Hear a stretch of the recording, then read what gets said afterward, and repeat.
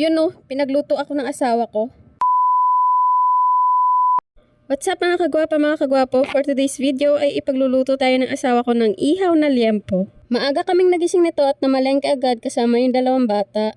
Pero bago kami kumain dyan ay dumaan muna kami sa lugawan para kumain. Itong liempo ay nabili ng asawa ko sa halagang 200 pesos. Hindi ko alam kung anong naisip niya at magluto daw kami ng ihaw na liempo. Sinipag lang ba siya o nag-crave lang?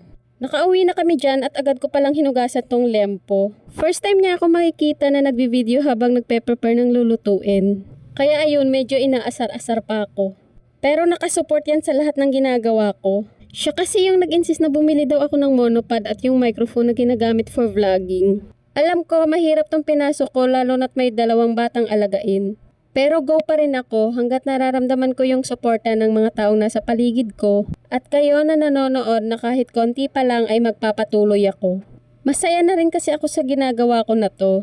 Nakakalibang, nakaka-inspired ng mga nanonood. At syempre, pangtanggal stress habang nag-aalaga ng dalawang mabait. Hiniwa ko na pala yung liempo dyan para hindi siya ganun kahaba. Sinabay ko na rin ang paggayat ng sibuyas at bawang. Alam ko, hindi lang ako yung napapakanin sa ganitong ulam. Hindi ka lang mapapakanin dito, maghahanap ka pa ng coke. In fairness, may bantay sa dalawang mabait ko ngayon habang nagvi-video ako. Akala kasi ng iba nagvi-video ka lang na parang madali lang. Pero try mong subukan na may bata kang kasama. Kaya malaking bagay talaga sa akin na habang nagvi-video ako o nagsushoot ay may mga bantay sa anak ko.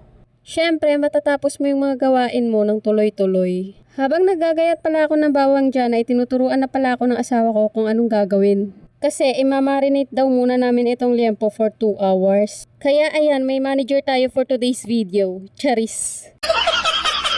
Utos niya rin daw na ilagay ko na rin yung sarili ko dyan. Kaya ayan, kinuntian ko lang yung lagay baka kasi hindi mo kayanin yung toyo ko. Naglagay na rin pala ako ng 5 pirasong kalamansi dyan. Isa rin talaga sa mga nagpapasarap ng mga niluluto natin yan yung kalamansi ano. At utos niya din pala ang maglagay ako ng ketchup dyan. Mas masarap daw kasi yon, mas malasa. Kaya ayan, para wala nang mahabang usapan, nilagay ko na lang din. Ayaw ko sana ihalo-halo yan ng nakakamay ako. Kahit na naghugas naman ako. Sinagot na lang ako ng asawa ko, tayo lang din naman ang kakain yan. Kaya ayan, nasunod na naman yung gusto niya. Sa tanghalian na pala namin uulamin yan. Naku, mukhang mapaparami ako ng kanin nito. At dahil hindi nga makain ng dalawang bata to, nagluto na lang ako ng sinabawang isda dyan. Minsan masarap din mag-crave tong mga asawa natin ano. Sila na yung kusang gagastos. After ko halo-haluin, pinalagay agad ito ng asawa ko sa freezer. At dahil nga first time namin mag-ihaw-ihaw, bumili na rin pala kami nitong ihawan. Pagkatapos ay pinaset up ko na rin agad ito sa aking asawa sa labas. Syempre, hindi naman kami makapag-ihaw dito sa loob ng bahay kasi may mga damit na nakasampay. Kaya ayan, sa labas kami nagluto at nalibang pa nga yung mga bata. Tirik yung araw dyan habang nagluluto yung asawa ko.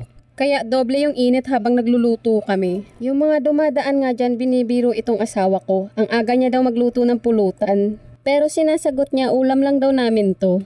Masarap talaga kasing pagsaluhan yung mga ganitong ulam. 4 pala kami ang uubos niyan. Yung papa niya at yung kapatid ng asawa ko. Tignan nyo naman kung gaano kataba itong utak ng asawa ko. Dahil hirap na daw siya magpaypay, kumuha na ng electric fan. O diba, minadali ang mahirap na trabaho. At ayan na yung finished product ng aking asawa. Kain po tayo! Thanks for watching, babu!